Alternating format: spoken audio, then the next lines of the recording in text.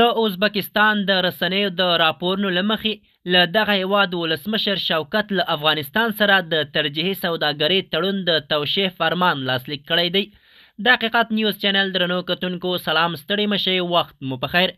ګرانو کتونکو که حقیقت نیوز چینل مو نوی سبسکرایب کړئ په درنښت سره همدا اوس یې سبسکرایب کړئ ترڅو زموږ مهم او تازه خبر تر ټولو د مخکې تر تاسو در ورسیږي. د ازبکستان د رسنیو د راپورونو له مخې د دغه هیواد ولسمشر له افغانستان سره د ترجیحي سوداګرۍ تړون د توشیح فرمان لاسلیک کړی دی. دا تړون د دواړو هیوادونو ترمنځ د اقتصادي همکاریو د پراخېدو او د سوداګرۍ د اسانتیاو د زیاتېدو لپاره یو مهم ګام بلل کیږي. د ازبکستاني سرچینو د معلوماتو له مخې د دغه تړون په چوکاټ کې شاوخوا 14 ډوله توکو پر وارداتو او صادراتو ګمرکي تعرفې لغوه کیږي چې تمه ده د دواړو هیوادونو ترمنځ د سوداګرۍ کچه لا زیاته کړي. همدارنګه په دې تړون کې د افغان کرنیزو محصولاتو لپاره د فایتوسانتري اسانتیاو برابرول او د صادروونکو لپاره د ملاتړ پراخول هم شامل دي.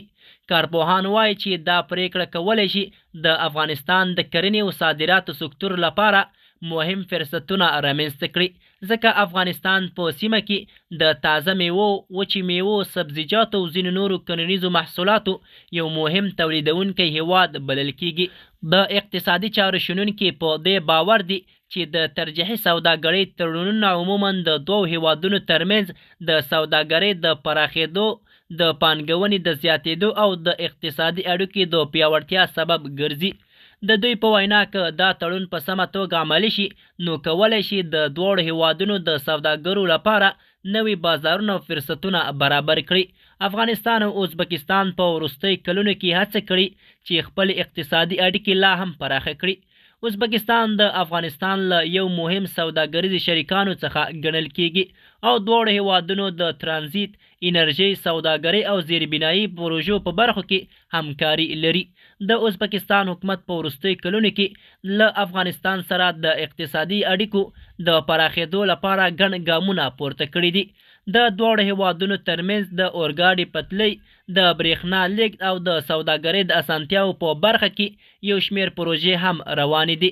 د حقیقت چینل درنو کتونکو زموږ د نن ورځې چمتو شوی خبر تر همدې ځای و. تر بیا مو په الله سپارم.